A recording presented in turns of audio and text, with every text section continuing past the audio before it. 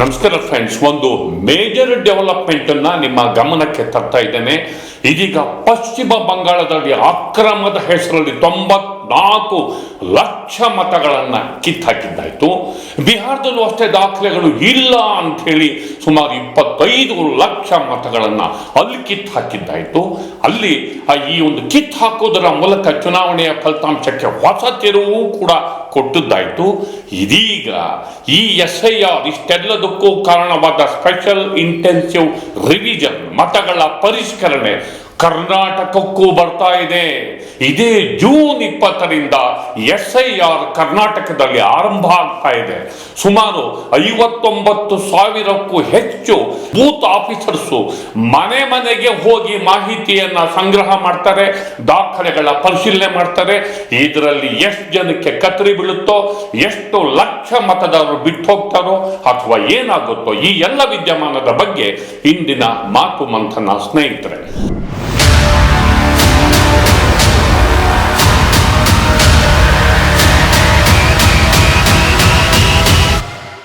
ಗೆಳೆಯರೆ, ಪಶ್ಚಿಮ ಬಂಗಾಳ ಹಾಗೆ ಬಿಹಾರದ ಫಲಿತಾಂಶದ ಬಗ್ಗೆ ಸಾಕಷ್ಟು ವಿವಾದದ ಅಲೆ ಎಬ್ಬಿಸಿತು. ಇದೀಗ ಕಾನೂನು ಸಂಘರ್ಷಕ್ಕೂ ಕೂಡ ಇದು ಕಾರಣ ಆಗಿದೆ. ಚುನಾವಣಾ ಆಯೋಗ ಕೇಂದ್ರ ಸರ್ಕಾರದ ಕೈಗೊಂಬೆಯಾಗಿದ್ದು 94 ಲಕ್ಷಕ್ಕೂ ಹೆಚ್ಚು ಮತಗಳಿಗೆ ಕತ್ತರಿ ಹಾಕಿ ದಾಖಲೆ ಇಲ್ಲ ಅಥವಾ ಸಮರ್ಪ ಸುಳ್ಳು ಮಾಹಿತಿ ಎನ್ನುವ ಆರೋಪಕ್ಕಾಗಿ ಕತ್ತರಿ ಹಾಕಿ ಅವರಿಗೆ ಮತದಾನದ ಹಕ್ಕನ್ನು ನಿರಾಕರಿಸಿದೆ.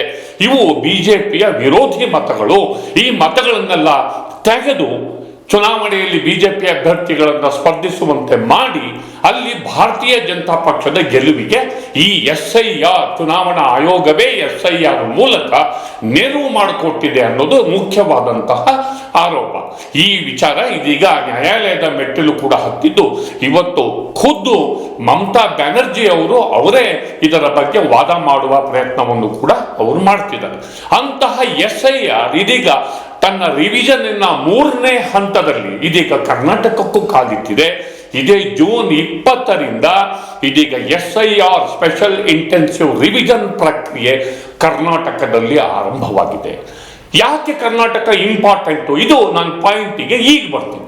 ಇಡೀ ದಕ್ಷಿಣ ಭಾರತದಲ್ಲಿ ಭಾರತೀಯ ಜನತಾ ಪಕ್ಷ ಎಲ್ಲೂ ಅಧಿಕಾರದಲ್ಲಿ ಇಲ್ಲ. This is most important. ತಮಿಳುನಾಡಲ್ಲಿ ಇಲ್ಲ, ಕೇರಳದಲ್ಲಿಲ್ಲ, ಹಾಗೆ ಆಂಧ್ರ ಪ್ರದೇಶದಲ್ಲಿ ಇಲ್ಲ, ಹೈದರಾಬಾದಲ್ಲಿ ಇಲ್ಲ. ಅಲ್ಲಿ ಬರುವ ಸಾಧ್ಯತೆ ಕೂಡ ಕಮ್ಮಿ, ಯಾಕೆಂದ್ರೆ ಬಿಜೆಪಿಗೆ ನೆಲೆ ಇಲ್ಲ.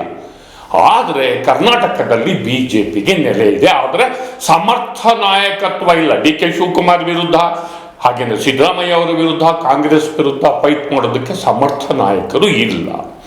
ಆದ್ದರಿಂದ ಬಿಜೆಪಿ ಕರ್ನಾಟಕವನ್ನ ಹೇಗೆ ಗೆದ್ಕೊಳ್ಳುತ್ತೆ ಅಥವಾ SIR special intensive revision of votes SIR ಮೂಲಕ ಮತಗಳನ್ನ ಕಿತ್ತು ಹಾಕುವಂತಹ ಯತ್ನ ಇದು ಬಿಜೆಪಿಗೆ ನೆರವಾಗಲಿದೆಯೇ ಅನ್ನೋದು ನನ್ನ ಮುಖ್ಯವಾದಂತಹ ಪ್ರಶ್ನೆ.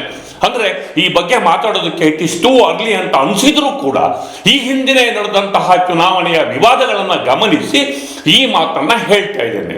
ಇದೇ ಜೂನ್ 30ರಿಂದ ಬ್ಲಾಕ್ ಆಫೀಸರ್ಸ್, ಬೂತ್ ಆಫೀಸರ್ಸ್ ನಿಮ್ಮ ಮನೆಗೆ ಬರ್ತಾರೆ, ನಿಮ್ಮ ದಾಖಲೆಗಳನ್ನ ಪರಿಶೀಲನೆ ಮಾಡ್ತಾರೆ, ಅದು ನಕಲಿಯೋ ಅಸಲಿಯೋ ಅಂತ ಹೇಳ್ತಾರೆ. ಹಾಗೇನೆ ನಿಮ್ಮ ಆಸ್ತಿ ವಿವರ ಇತ್ಯಾದಿಗಳನ್ನು ಕೂಡ ಸಂಗ್ರಹ ಮಾಡ್ತಾರೆ ಮತ್ತು ದಾಖಲೆಗಳನ್ನು ಪರಿಶೀಲನೆ ಮಾಡಿದ ಬಳಿಕ ವೋಟ್ಗಳೇನಾದ್ರು ಶಿಫ್ಟ್ ಆಗಿದೆಯಾ ಅನ್ನೋದನ್ನು ಚೆಕ್ ಮಾಡ್ತಾರೆ. ಚೆಕ್ ಮಾಡಿ ಅವರು ಪರಿಷ್ಕೃತ ಪಟ್ಟಿಯನ್ನ ಸಿದ್ಧಪಡಿಸ್ತಾರೆ. ಸರಿಸುಮಾರು ಅವರು ಆಗಸ್ಟ್ 5ನೇ ತಾರೀಕು ಮತದಾರರ ಕರಡು ಪಟ್ಟಿಯನ್ನ ಚುನಾವಣಾ ಆಯೋಗ ಘೋಷಣೆ ಮಾಡುತ್ತೆ. ಇದಕ್ಕೆ ತಕರಾರು ಹಾಕೋರು, ಅಬ್ಜೆಕ್ಷನ್ ಮಾಡೋರು ಅಬ್ಜೆಕ್ಷನ್ ಹಾಕ್ಬೋದು. ಸೆಪ್ಟೆಂಬರ್ ತನಕ ಟೈಮ್ ಇರುತ್ತೆ. ಇದಾದ ನಂತರ ಅಕ್ಟೋಬರ್ 7ನೇ ತಾರೀಕು ಎಲ್ಲ ಕಡೆ ಕತ್ತರಿ ಹಾಕಿ SIR ಪ್ರಕಾರ ಪರಿಶೀಲನೆ ಮಾಡಿ ಯಾವುದು ದಾಖಲೆ ಇದೆಯೋ ಇಲ್ವೋ ನೋಡಿ, ಅಥವಾ ಮತಗಳು ಶಿಫ್ಟ್ ಆಗಿದೆಯೋ ಇಲ್ವೋ ಅನ್ನೋದನ್ನ ನೋಡಿ ಅಂತಿಮ ಪಟ್ಟಿ ಅಕ್ಟೋಬರ್ 7ಕ್ಕೆ SIR ಸರ್ಜರಿಯ ಬಳಿಕ, ಸ್ಪೆಷಲ್ ಇಂಟೆನ್ಸಿವ್ ರಿವಿಷನ್ ಸರ್ಜರಿಯ ಬಳಿಕ ಇದು ಪ್ರಕಟ ಆಗುತ್ತೆ. ಇದು ಇವತ್ತಿನ ಮೇಜರ್ ಡೆವಲಪ್ಮೆಂಟ್. ನಾನು ಆಗಲೇ ಹೇಳಿದ ಹಾಗೆ ಯಾಕಾಗಿ ಇದು ಇಷ್ಟು ಕರ್ನಾಟಕಕ್ಕೆ ಇಂಪಾರ್ಟೆಂಟ್ ಅನ್ನೋದನ್ನ ಮತ್ತೆ ಚರ್ಚೆ ಮಾಡ್ತೀವಿ. ಈಗಾಗಲೇ 4.7 ಕೋಟಿ ಮತದಾರರ ಮ್ಯಾಪಿಂಗ್ ಕೂಡ ಆಗಿದೆ. ಅಂದ್ರೆ ಒಟ್ಟು 5.55 ಕೋಟಿ ಮತದಾರರು ಇದರ ವ್ಯಾಪ್ತಿಗೆ, ಈ ಪರಿಶೀಲನೆಯ ವ್ಯಾಪ್ತಿಗೆ ಬರ್ತಾ ಇದ್ದಾರೆ. ಹಾಗೇನೆ ರಾಜಕೀಯ ಪಕ್ಷಗಳೂ ಕೂಡ ಇದನ್ನೆಲ್ಲವನ್ನು ಹತ್ತಿರದಿಂದ ಸೂಪರ್ವಿಷನ್ ಮಾಡೋದಕ್ಕೆ ಚುನಾವಣೆ ಆಯೋಗದ ಸೂಚನೆ ಮೇರೆಗೆ ಸುಮಾರು 29,000ಕ್ಕೂ ಹೆಚ್ಚು ಬೂತ್ ಏಜೆಂಟ್ಗಳನ್ನ ಇಲ್ಲಿ ಬಿಟ್ಟಿದೆ. ಅಂದ್ರೆ ಏನಾದರೂ ವ್ಯತ್ಯಾಸ ಆದ್ರೆ ಅಥವಾ ಆಯೋಗವೇ ತಪ್ಪು ಮಾಡಿದರೆ ಅಲ್ಲಿ ಅಬ್ಜೆಕ್ಷನ್ ಫೈಲ್ ಮಾಡೋದಕ್ಕೆ ಅಥವಾ ದಾಖಲೆಯನ್ನು ಒದಗಿಸೋದಕ್ಕೆ ರಾಜಕೀಯ ಪಕ್ಷಗಳೂ ಕೂಡ ತಮ್ಮ ಏಜೆಂಟರನ್ನ ಬಿಟ್ಟಿರೋದು ಒಂದು ಹೊಸ ಡೆವಲಪ್ಮೆಂಟ್ ಆಗಿದೆ.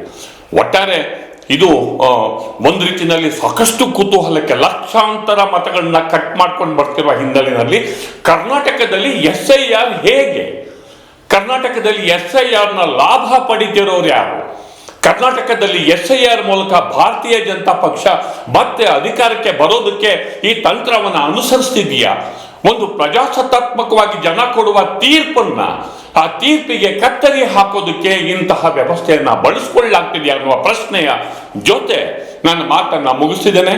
ದಯವಿಟ್ಟು ದಿ ಪೋಸ್ಟ್ ನೋಡಿ, ಲೈಕ್ ಮಾಡಿ, ಶೇರ್ ಮಾಡಿ, ಸಬ್ಸ್ಕ್ರೈಬ್ ಮಾಡೋದಕ್ಕೆ ಮರಿಬೇಡಿ ಗೆಳೆಯರೆ. ನಮಸ್ಕಾರ.